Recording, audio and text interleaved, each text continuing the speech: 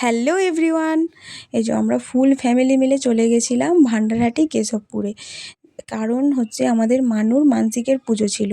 ওর মা মানসিক করেছিল, তো পুজোটা পূরণ করার জন্য মা দিন দিয়েছে, তো আমরা ওখানে পৌঁছে গেছি।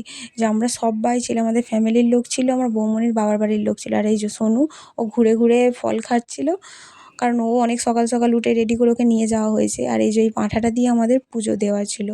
আমার বৌমনি একটু ইয়ে করছিল। আর চারিদিকে মানে কী বলবো, লোকে ভিড়ে প্রচুর ভিড়। আর চারিদিকে ঢাক বাজছে, ব্যঞ্জন, মানে যে যার মানসিকের পুজো বাড়ি থেকে সব যে যার ব্যঞ্জন নিয়ে আসছে। প্রচণ্ড ভিড়। আর এখানে প্রায় অনেক লোকেরই ছিল, সব মানসিকেরই পুজো ছিল। আর এই যে আমাদের পাঁঠাটাকে তারপরে প্রায় পুজো অনেকটা এগিয়ে গেছিলো, তো এবার পাঁঠা বলি হবে, ওর জন্যে পাঁঠা নিজের চান করাতে হবে। ওই জন্য এই দেখো, একজন চান করাতে গিয়ে পাঁঠা শুদ্ধ নিয়ে পুকুরে ঘাটে পড়ে গেছে। তো আমার দাদা আগে চান করে নিচ্ছিল, তো তারপরে পাঁঠাটাকে চান করাবো। ওই যে আমার দাদার চান হয়ে গেছে, আমার ভাই ততক্ষণ ধরে দাঁড়িয়েছিল।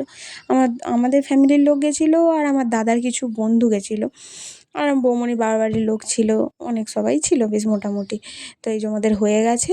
এবার শুধু এখানে আমাদের ছিল না, প্রায় যাদের মানসিক আছে পাঁঠা দিয়ে, তাদের সবাইকে এখানে এসে চান করাতে হবে। ওই আমাদেরটা হয়ে গেছে বলে আমরা চান করিয়ে নিয়ে চলে যাচ্ছি। আরও লোক আছে, অনেক লোক ছিল যারা ডন্ডি খাটছিল।